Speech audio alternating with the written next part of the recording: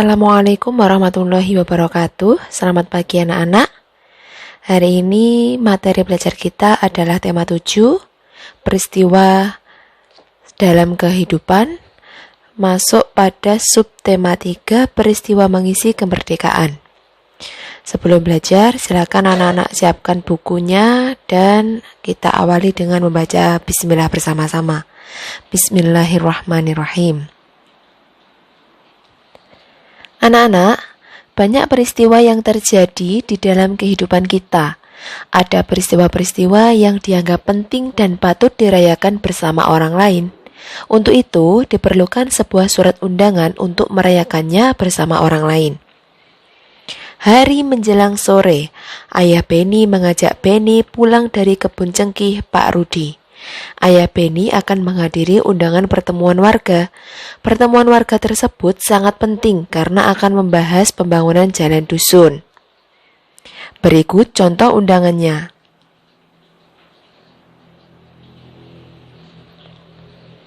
Nah, anak-anak, kita akan belajar mengenai surat undangan. Apa itu surat undangan? Surat undangan merupakan surat yang berisi pemberitahuan dan permintaan kesediaan seseorang untuk menghadiri suatu acara atau kegiatan. Kalimat yang digunakan dalam undangan haruslah efektif, yaitu singkat, padat, dan jelas. Tujuannya agar orang yang membacanya dapat segera mengerti isinya. Surat undangan dibedakan atas 3 jenis, yaitu 1. Undangan resmi. Undangan yang mengatasnamakan sebuah instansi atau organisasi dan kedinasan. Biasanya dipergunakan untuk kepentingan kedinasan. 2. Undangan setengah resmi. Undangan yang mengatasnamakan perorangan yang ditujukan ke perorangan maupun instansi atau organisasi. 3. Undangan tidak resmi. Undangan yang mengatasnamakan perorangan yang ditujukan kepada perorangan untuk kepentingan perorangan, seperti undangan ulang tahun, undangan perayaan kelahiran.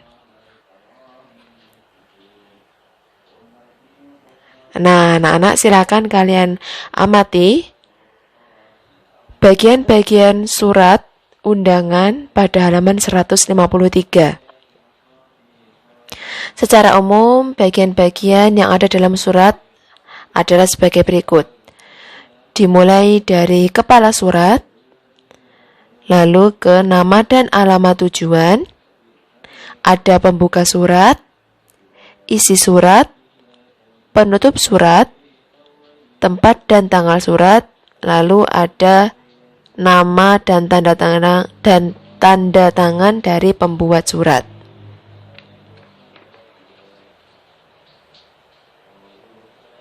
Nah, berikut contoh surat undangan surat undangan resmi, surat undangan setengah resmi, dan surat undangan yang tidak resmi.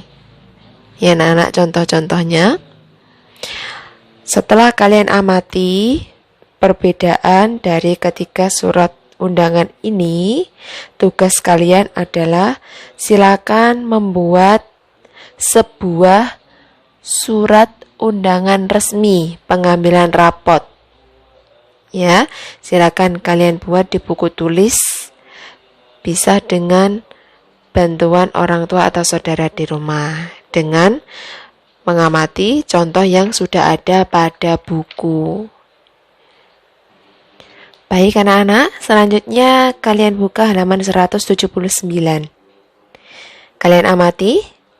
Pada halaman 179 ada sebuah gambar yang menunjukkan gotong royong membangun rumah.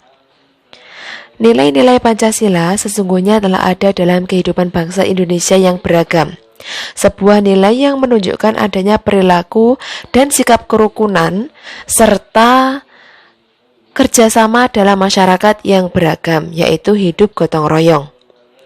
Dalam kehidupan masyarakat, kita sering menghadapi masalah yang menyangkut kepentingan bersama. Perhatikan gambar yang ada pada halaman 179. Menunjukkan sikap kegiatan gotong royong. Kegiatan untuk untuk membantu anggota masyarakat yang lain secara bersama-sama dan sukarela disebut gotong royong. Kegiatan ini dilakukan atas kesadaran bahwa dalam hal tertentu, permasalahan yang dihadapi salah satu anggota masyarakat dapat dibantu dengan sukarela dan bersama-sama. Kegiatan ini menunjukkan nilai-nilai Pancasila yang dilaksanakan secara sadar oleh masyarakat Indonesia untuk kepentingan bersama. Nah, anak-anak, sekarang silakan kalian jawab 4 pertanyaan yang ada pada halaman 180. Berdasarkan bacaan yang telah kalian baca. Lanjut pada halaman 186. Perilaku di lingkungan sekolah. Sekolah merupakan masyarakat dalam ukuran yang kecil. Di sekolah banyak terdapat keragaman. Banyak warga sekolah yang berasal dari berbagai daerah, yang berarti juga memiliki latar belakang yang berbeda. Lalu, bagaimana caramu bersikap? Yang pertama, menghormati dan menghargai sesama teman. Wujud nyata sikap saling menghormati dan menghargai sesama teman adalah toleransi. Toleransi merupakan sikap dan perilaku mau menerima perbedaan. Misalnya, mau menerima perbedaan pendapat dalam sebuah diskusi. Selain menghargai pendapat, perwujudan sikap dan perilaku adalah toleransi terhadap kebiasaan teman, kelakuan teman, dan lain-lain. Yang kedua, menolong teman tanpa membedakannya.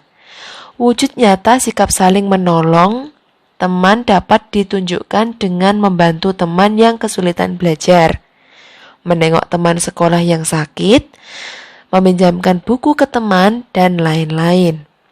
3. Menumbuhkan semangat persaudaraan. Bertikai hanya akan memperbanyak musuh. Bertikai hanya akan menambah kesulitan. Bertikai tidak ada untungnya. Perlakuan teman layaknya saudara, dengan saling membantu, saling memaafkan, dan saling mengingatkan. Salah satu kegiatan sekolah yang mengajarkan kebersamaan, tanggung jawab, dan persaudaraan adalah pramuka. Ayo belajar dari masalah.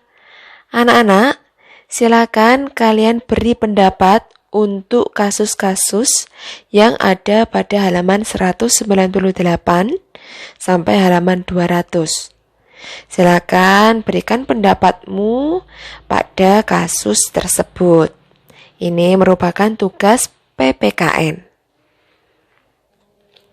Anak-anak, usaha dan kegiatan pembangunan di negara kita sudah dilakukan sejak negara merdeka oleh pemerintah hingga sekarang. Pembangunan nasional Indonesia merupakan pembangunan manusia Indonesia seutuhnya. Artinya, pembangunan semua aspek dan bidang kehidupan, tidak hanya pembangunan fisik tetapi juga manusia Indonesia seutuhnya. Tujuan dan cita-cita Indonesia yang tercantum dalam Pancasila dan UUD 1945, yaitu mewujudkan keadilan dan kemakmuran yang merata bagi masyarakat Indonesia secara material maupun spiritual. Tujuan dan cita-cita tersebut menjadi dasar pembangunan nasional Indonesia setelah kemerdekaan. Pembangunan dapat diartikan sebagai 1. Suatu proses yang dilakukan oleh manusia untuk memperbaiki tingkat kehidupannya secara material maupun non-material atau spiritual. Yang kedua, usaha untuk menciptakan kemakmuran dan kesejahteraan rakyat yang hasilnya dapat dinikmati oleh seluruh rakyat secara adil dan merata. Rancangan pembangunan di tiap negara memiliki perbedaan satu dengan yang lainnya. Hal ini terjadi karena adanya perbedaan kemampuan ekonomi negara dan kebutuhan yang ada dalam masyarakat di masing-masing negara tersebut. Coba kalian amati pada halaman 160. Berikut merupakan gambar yang menunjukkan kegiatan pembangunan. Pembangunan sarana dan prasarana di berbagai bidang berikut dilakukan untuk menunjang kegiatan masyarakat dalam rangka meningkatkan kualitas hidup dan manusia guna mencapai kesejahteraan. Baik anak-anak, sekarang silakan kalian buka halaman 174. ada sebuah teks bacaan yang berjudul Peristiwa Lahirnya Pancasila. Silakan kalian baca teks bacaan tersebut. Untuk selanjutnya, kalian jawab pertanyaan yang ada pada halaman 176.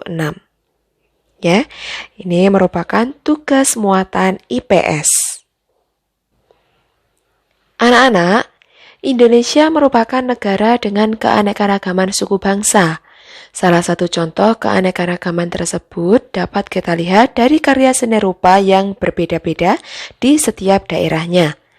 Jenis-jenis karya seni rupa yang ada di setiap daerah adalah yang pertama, seni lukis daerah.